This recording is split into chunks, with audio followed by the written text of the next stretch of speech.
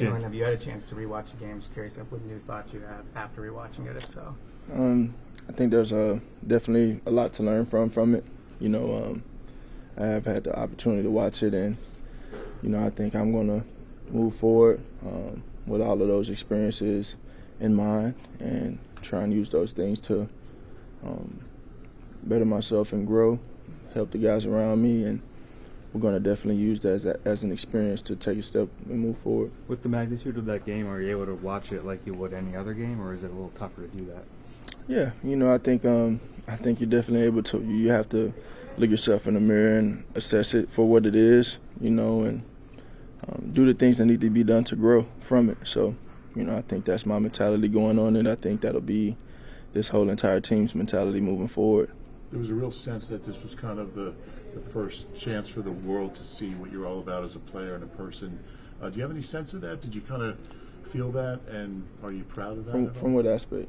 Just, Philly knew, maybe hardcore football fans knew, but on that stage, the whole world sees what you're all about. Yeah, I think for me, like I said, I don't do it for the approval of anyone else. I appreciate everything that comes with it, but I'm not campaigning to be loved. I'm not campaigning to be hated. I'm just trying to be the best player I can be for this city, for my teammates, my family, the people around me, and everyone that's been along this journey. John, now that you're eligible for a contract extension, where do things stand in that regard with the Eagles and after the negotiations? I think the thing that I'm most focused on is winning. The only thing I care about is winning, and ultimately win the championship. So there will be a day where that conversation can be had, but today isn't that day. Jalen, what do you imagine for you the emotional climb will be to get back, after such a tough experience? I call them formative experiences. They're all teachable moments, and you decide whether you want to learn from them or not. I really believe that, and that's something that I control. That's something that every individual in this organization controls, and how we want to respond from it and to it. So it's definitely a so what, now what mentality.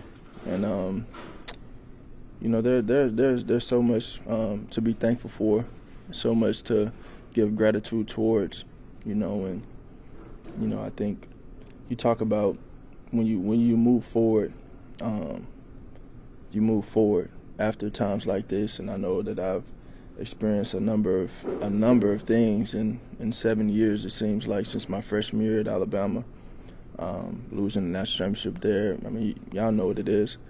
I think when you try and reassess everything after the fact, I think you have to understand that it's a complete clean slate, and you're starting from ground one, step one.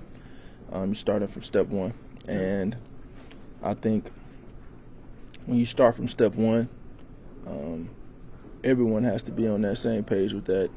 And I always say the 24-hour rule. It's a 24-hour rule. It stings. But I'm embracing everything that comes with it, and I'm embracing the challenge ahead. And this team will have that mentality moving forward. I'm going to have that mentality, and there's a true eagerness to move forward with the right intensity, the right focus, the right type of fortitude.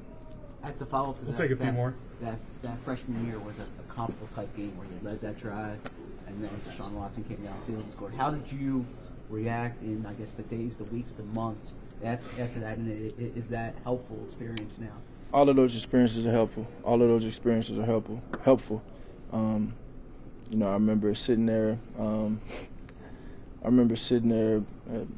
18-year-old, 17-year-old kid, 18-year-old kid, and saying my sophomore year starts tomorrow, and nothing changes now. Going into year 4, hungrier than ever, starving for more, and I just want to, challenge myself to be the best quarterback, leader, man I can be for my teammates in the city, and impact the people around me in the right way. So maybe the next time around we can finish it off how we want to. This season, you've talked in the past. This will be the last one.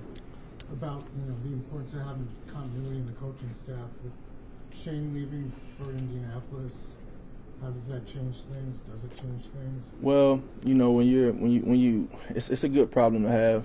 I know I've spoken on that a lot, and it's been a huge reality for me.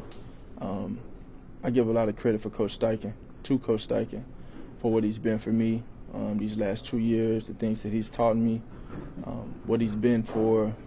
I'm getting tired. You're shaking there. For what he's been for me and his team, as a motivator, as a leader, as a coach, as an OC, I think he's been the world to us. So, like I said, when you win, you want to give other people opportunities to chase their dreams, and that's something that he's been able to do, and I know he's going to do a great job in Indianapolis.